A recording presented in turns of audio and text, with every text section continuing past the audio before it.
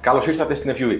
Βρισκόμαστε σε έναν από τους χώρους του εργαστηρίου μας και σε αυτόν τον τοίχο είχαμε πρόβλημα με συνεχή ανωδική υγρασία. Δηλαδή, από πάνω μέχρι κάτω, περισσότερο βέβαια από τη μέση και κάτω, κάθε χρόνο τι κάναμε, βγάζαμε το σοβά, το περνάγαμε, κάναμε τις τυπικές επεμβάσεις, το ξαναβάφαμε κτλ. Πριν 2 χρόνια περίπου, βάλαμε εξυλασμένη πολυστερίνη και γυψοσανίδα.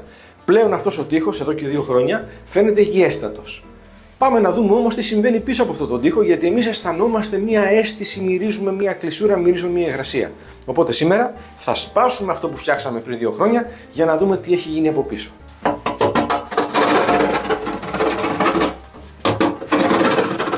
Εδώ πίσω λοιπόν είχαμε κολλήσει γραφιτούχα διογκωμένη πολυστερίνη, όχι εξυλασμένη, θυμόμουν λάθος. Πρέπει να σας πω ότι με το που άνοιξα τη γυψοσανίδα αμέσως μου ήρθε μία οσμή υγρασίας και κακοσμίας. Λοιπόν, η πολυστερίνη έχει νερό, στάζει νερό εδώ μέσα. Και εδώ πέρα υπάρχουν κάποια σκασίματα και μούχλες. Εδώ ο Μιχάλης θα μας βοηθήσει να κάνουμε το ξύλωμα και μετά την εφαρμογή της λύσης που εμείς προτείνουμε. Γιατί η λύση που προτείνουμε διαχειρίζεται ένα φυσικό πρόβλημα με φυσικό τρόπο. Εδώ βλέπετε λοιπόν στον ορθοστάτη πόσο έχει οξυδωθεί.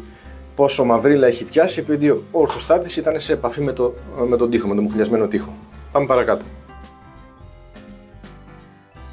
Σε αυτό εδώ το σημείο βλέπετε τις φλούδες που σκάνε. Και άμα δείτε εδώ στο πλάι, τα άρατα του τσιμέντου, αυτό το χνούδι που βλέπετε, προκύπτει από το γεγονός ότι η υγρασία ανεβαίνει, περνάει μέσα στο δομικό στοιχείο, έρχεται σε επαφή με τον μπετόν και αυτά τα άρατα πάνε να πάρουν αέρα. Γι' αυτό βγαίνουν προς τα έξω και όταν έχουμε υλικά τα οποία δεν είναι διαπνέοντα, τότε σπρώχνουν το υλικό γιατί η φύση είναι πιο ισχυρή από οποιοδήποτε υλικό. Τα πλαστικά χρώματα, όπως λέει και το όνομά τους, είναι πλαστικό, nylon. Δηλαδή έχουμε σαν ένα κουβά υγροποιημένο πλαστικό, το οποίο το εφαρμόζουμε στον τοίχο και στεγανώνει τον τοίχο. Το ακριλικό είναι πιο ισχυρό από το πλαστικό και το βάζουμε απ' έξω. Από μέσα στους τοίχους βάζουμε τα πλαστικά, που έχουν μια περισσότερη διαπνοή, αλλά σε κάθε περίπτωση σφραγίζουν τον τοίχο. Όταν έχουμε λοιπόν περιπτώσεις ανωδικής υγρασίας που δεν μπορούμε να κάνουμε κάτι είτε από κάτω είτε από πάνω, γιατί έτσι χτίστηκε αυτό το κτίριο πριν 10, 20, 50, 100 χρόνια, τότε λοιπόν διαχειριζόμαστε την υγρασία. Την αφήνουμε να περάσει. Δεν μπορούμε να την αντιμετωπίσουμε. Όσες κόρες πλακιδίων και να βάλουμε, όσα στάρια μετάλλου και να βάλουμε, όσες επενδύσεις και να κάνουμε, το πρόβλημα θα βγαίνει και το χειρότερο ποιο είναι? Ότι θα καταπονεί το δομικό στοιχείο που είναι από πίσω. Οι κολόνες, τα θεμέλια, τα δοκάρια, όλα αυτά θα ρουφάνε συνέχεια υγρασία, θα συσσωρεύεται η υγρασία, θα σκάει ο σίδηρος μέσα σε αυτό και θα μεταφέρουμε σε χρόνο ένα τραγικό αποτέλεσμα για το κτίριό μας. Πάμε να δούμε λοιπόν ποια είναι η φυσική λύση που προτείνουμε. Θα ξεκινήσουμε αγριεύοντας τον τοίχο, μετά θα φτιάξουμε την κόλλα, θα κολλήσουμε την επένδυσή μας και στη συνέχεια θα το βάψουμε.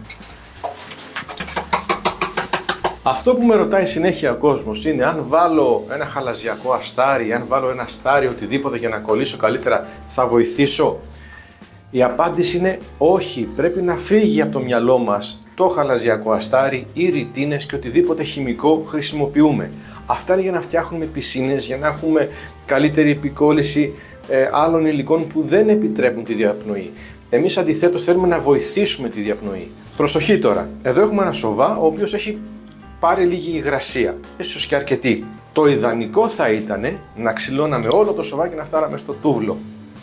Δεν είναι πάντα εφικτό και η αλήθεια είναι ότι δεν είναι και απαραίτητο. Γιατί για αυτό που θέλουμε να κάνουμε αρκεί να κολλήσουμε το υλικό μας πάνω στο σοβά.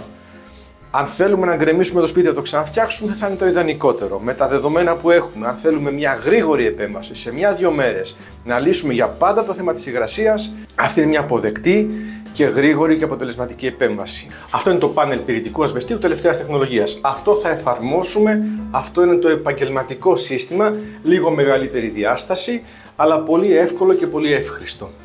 Για να το εφαρμόσουμε, πρώτα πρέπει να ζυγίσουμε καλά, να υπολογίσουμε πόσο νερό θα βάλουμε στην κόλλα μας. Το κάθε σακί της κόλλας έχει 25 κιλά. Εμείς σε 25 κιλά πρέπει να βάλουμε 9 λίτρα νερού. Άρα για αυτή τη δουλειά εγώ συστήνω τον κουβά της Penetron που έχει ήδη την ποσότητα του νερού που θα χρησιμοποιήσουμε για να το ελέγχουμε. Αποφεύγουμε να το κάνουμε με το μάτι, δεν θα γίνει καμία καταστροφή, αλλά καλό είναι να τα ζυγίζουμε ακριβώς. Μπορούμε να βρέξουμε την επιφάνεια με ένα πινέλο με λίγο νερό, απλώς να είναι νοπή η επιφάνεια, και στη συνέχεια περνάμε την κόλλα σε όλη την επιφάνεια. Προσοχή, αυτό που κάνουμε δεν είναι επένδυση, άρα δεν θα βάλουμε στάμπες στο πάνελ μας. Το πάνελ έχει ανάγκη από την κόλλα σε όλη του την επιφάνεια για να λειτουργήσει. Άμα βάλουμε στάμπες για να το κολλήσουμε και για να το αφαδιάσουμε, δεν κάνουμε δουλειά. Αυτό που συστήνουμε είναι να περάσουμε την κόλλα στον τοίχο, σε όλη την επιφάνεια. Αν υπάρχουν μεγάλες συνομοιογένειες, περνάμε και στο πάνελ μία στρώση κόλλας και το εφαρμόζουμε. Αν δεν είναι πάρα πολύ μεγάλες συνομοιογένειες, όπως είναι η κόλλα, εφαρμόζουμε το πάνελ. Σημείο προσοχής. Πριν βάλουμε το πάνελ θα το βρέξουμε. Γιατί? Δείτε γιατί. Λοιπόν, δείτε τι γίνεται όταν εγώ ρίξω, κάτω λίγο λοξά, το νερό πάνω στο πάνελ. Εγώ θα αδειάσω ένα ποτήρι νερό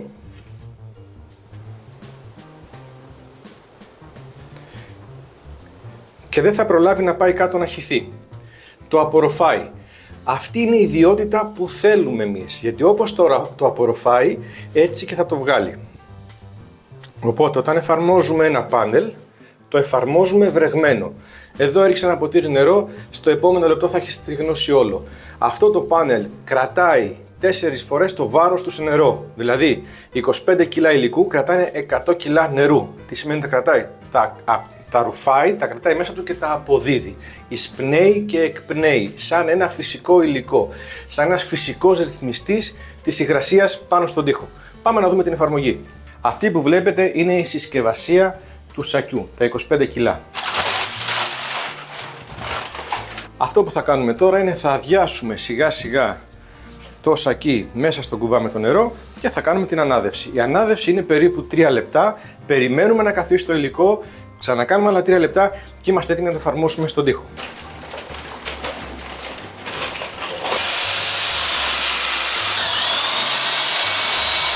Ανοίγει το χρώμα του, γίνεται σαν γαλάκτωμα.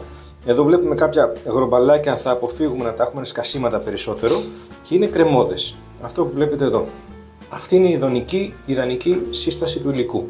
Θα το αφήσουμε τώρα 5 λεπτάκια να ηρεμήσει και μετά το ξανααναδεύουμε και είμαστε έτοιμοι να το εφαρμόσουμε. Όσο περιμένουμε την κόλλα να δουλέψει, περνάμε με λίγο νερό τον τοίχο. Γιατί αυτό που κάνουμε τώρα στον τοίχο με το νερό είναι το καλύτερο αστάρωμα. Η σπάτουλα που χρησιμοποιούμε είναι 5 χιλιοστών και αυτό που πρέπει να προσέξουμε όσο περνάμε την κόλλα και γεμίζουμε και ετοιμάζουμε την επιφάνεια για την κόλληση είναι πριν κολλήσουμε την πλάκα τα δόντια να είναι οριζόντια, γιατί αν τα δόντια της κόλλας είναι κάθετα μπορεί η υγρασία να ανέβει προς τα πάνω ή να βοηθήσουμε το πέρασμα της υγρασίας προς τα πάνω. Επίσης η κόλλα που βάζουμε είναι πάνω κάτω τόσο όσο το πάνελ, δηλαδή δεν θα βάλουμε την κόλλα σε όλη την επιφάνεια και να πάμε ύστερα να κολλήσουμε ένα-ένα τα πάνελ. Το πάνελ έχει διάστασης 60 επί 1 μέτρο περίπου, άρα εμείς θα βάλουμε 60 επί 1 μέτρο την κόλλα. Θα κολλήσουμε το πάνελ και ύστερα το επόμενο πάλι. Αυτό ακριβώς που κάνει ο Μιχάλης είναι που πρέπει να γίνει. Δηλαδή, μόλις γεμίσουμε το υλικό, το μπορούμε να το πάμε λίγο προς τα πάνω, αλλά πριν κολλήσουμε το πάνελ, οι γραμμές πρέπει να είναι οριζόντια. Η επιφάνεια είναι έτοιμη να την κολλήσουμε. Όπως βλέπετε, εμείς θα κολλήσουμε από το σοβατεπί και πάνω, γιατί επιλέγουμε να μην χαλάσουμε το σοβατεπί, γιατί είναι ένας χώρος εργαστηριακός, γιατί δεν μας ενδιαφέρει τόσο η αισθητική. Εάν κάποιος έχει ένα δωμάτιο που έχει ένα κρεβάτι, μια ντουλάπα από πίσω και δεν τον ενδιαφέρει, μπορεί να το κάνει ώστε να αποφύγει επιπλέον εργασίες. Μπορεί κάποιος να βγάλει το σοβατεπί και να το κολλήσει από κάτω μέχρι πάνω και να ξανακολλήσει σοβατεπί. Αυτό που κάνουμε λοιπόν πριν κολλήσουμε το πάνελ είναι να το βρέχουμε. Πολύ απλά με ένα ρολό. Αυτό το κάνουμε γιατί εάν το πάνελ τοποθετηθεί χωρίς να έχει κάποια υγρασία, ενδέχεται να ρουφήξει το νερό της κόλλας και να μην λειτουργήσει. Γιατί είναι πάρα πολύ υδατοποροφητικό σαν υλικό. Η επιφάνεια αυτή είναι 1,5 μέτρο επί 2,30, χρειαζόμαστε 5 κομματάκια, 5 πάνελ. Εδώ λοιπόν μπορούμε να χρησιμοποιήσουμε τη ματσόλα με ένα αλφαδάκι, το χτυπάμε λιγάκι για να πιάσει παντού. Σε αυτό το σημείο, χτύπα λίγο εδώ πέρα να μπει μέσα. Πρέπει τα δόντια να βυθιστούν, όπως βλέπετε ακριβώς εδώ που κάνει ο Μιχάλης. Εδώ βλέπουμε μια ανομοιογένεια, κάτω έχει κολλήσει καλύτερα, επάνω λίγο λιγότερα επειδή ο τοίχος έχει μια ανομοιογένεια. Σε αυτή την περίπτωση θα μπορούσαμε να βάλουμε λίγο κόλλα πίσω από το πάνελ, αλλά και τώρα είναι μια χαρά. Το πρώτο πάνελ είναι έτοιμο, παίρναμε κόλλα δίπλα και συνεχίζουμε. Ένα άτομο μόνο του μπορεί να τελειώσει αυτή την επιφάνεια πολύ γρήγορα. Προσοχή! Όλα τα κομμάτια του πάνελ, ακόμα και τα ρετάλια, τα χρησιμοποιούμε, δεν πετάμε τίποτα. Το υλικό κόβεται πολύ εύκολα με ένα απλό ξυλοπρίωνο. Όπως είπαμε, οποιοδήποτε ρετάλι δεν το πετάμε από ένα έργο. Κάθε ρετάλι που βλέπουμε στα σκουπίδια σημαίνει πεταμένα λεφτά. Με αυτόν τον τρόπο μπορούμε να γλυκάνουμε κάποια χιλιοστά που μας λείπουν για να το βάλουμε το ένα δίπλα στο άλλο. Πάμε με το άλλο, όπως βλέπετε εδώ, όπως πολύ σωστά κάνει ο Μιχάλης. Κοιτάμε να είναι στην ευθεία. Εδώ, όπως βλέπετε, βρισκόμαστε σε μια περίπτωση που υπάρχουν μεγάλες ανομοιογένειες στον τοίχο. Άρα, όπως είπαμε πριν, δεν βάζουμε στάμπες στο υλικό. Περνάμε λίγο παραπάνω υλικό και από τη μεριά του πάνελ και πλέον τα δόντια τα βάζουμε κάθετα, ώστε να πάει σταυρωτά στην επιφάνεια που έχουμε ετοιμάσει και να πάρει το υλικό που χρειάζεται και να καλύψει τις όποιες γούβες υπάρχουν πίσω από τον τοίχο.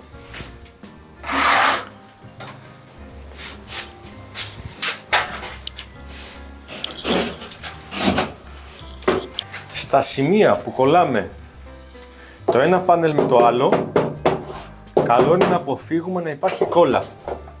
Όπως είδατε εδώ, έχει αλφαδιαστεί το υλικό και βάλαμε διπλή στρώση κόλλας από πίσω για να λειτουργεί. Η κόλλα με το πάνελ γίνονται ένα υλικό μαζί. Όπως βλέπετε εδώ πέρα, κολλήσαμε τις πλάκες, χρησιμοποιήσαμε την πλάκα πυρητικού ασβεστίου και την κόλλα NHL 3,5. Αυτό που κάναμε στη συνέχεια είναι να στοκάρουμε τους αρμούς και τώρα μπορούμε πολύ απλά να περάσουμε πάνω από το υλικό αυτό όπως είναι το τελικό σπατουλάρισμα. Πάντα με την ίδια κόλλα, το NHL 3,5. Το Movaboy αποτελείται από δύο συστήματα, το Easy, το εύκολο, το ερασιτεχνικό και το Profi, το επαγγελματικό. Αυτό που χρησιμοποιήσαμε εδώ είναι το Profi, το επαγγελματικό.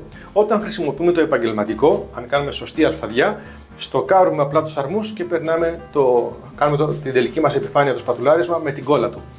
Όταν χρησιμοποιήσουμε το Easy, το ερασιτεχνικό, τότε πρέπει οπωσδήποτε να χρησιμοποιήσουμε πλέγμα πριν το τελικό σπατουλάρισμα. Τώρα, εάν κάποιος θέλει να αισθάνεται πιο σίγουρος, μπορεί και στο επαγγελματικό να χρησιμοποιήσει πάλι πλέγμα. Επειδή είμαστε σίγουροι για τη δουλειά μας και δεν φοβόμαστε ρηγματώσεις, θα πάμε απευθείας να περάσουμε, να εφαρμόσουμε το στοκάρισμα πάνω στο υλικό όπως είναι. Πριν κάνουμε το στοκάρισμα, πάλι κάνουμε ένα αστάρωμα με μόνο νερό. Περνάμε νερό, το κονίαμα, στοκάρουμε και τελειώσαμε. Αυτή η επιφάνεια που βλέπετε είναι 3,5 τετραγωνικά. Για 3,5 τετραγωνικά χρησιμοποιήσαμε 6 πάνελ πυρητικού ασβεστίου και 2 κόλλες. Με τις 2 κόλλες κάνουμε την κόλληση του υλικού και το τελικό φινίρισμα. Από εκεί και πέρα το μόνο που λείπει είναι η βαφή και η βαφή πάλι γίνεται με ασβεστικό υλικό διαπνέων και όχι πλαστικό βεβαίως, γιατί θα σταματήσει τη διαπνοή. Όπως βλέπετε η εφαρμογή είναι πάρα πολύ εύκολη. Περνάμε το υλικό με το ίσιο μέρος της σπάτουλας και εδώ πέρα φαίνεται το χέρι του μάστορα.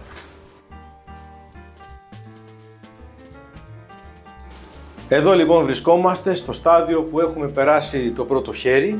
Αυτό που μπορεί να γίνει να περαστεί δεύτερο χέρι και η επιφάνεια είναι έτοιμη για βάψιμο. Πάμε να δούμε δύο πράγματα βασικά. Έχουμε μια εσωτερική θερμομόνωση με πολύ μικρό πάχος 2,5 εκατοστά. Έχουμε ένα φυσικό μη κοιτοκτόνο υλικό, όπου εδώ πάνω δεν θα γεννηθεί ποτέ μούχλα. Έχουμε διαχείριση της υγρασίας τόσο της ανωδικής όσο και του κορεσμού. Δηλαδή αυτό που βλέπουμε το χειμώνα, ότι γεμίζει η υγρασία το σπίτι επειδή απλώνουμε τα ρούχα μας, επειδή μαγειρεύουμε, επειδή ζούμε μες στο σπίτι και δεν ανοίγουμε τα παράθυρα και το χειμώνα γεμίζει μούχλες. Με αυτό το υλικό ο κορεσμός του χώρου συσσωρεύεται στον τοίχο και αποδίδεται πάλι χωρίς να γεμίσει η μούχλα.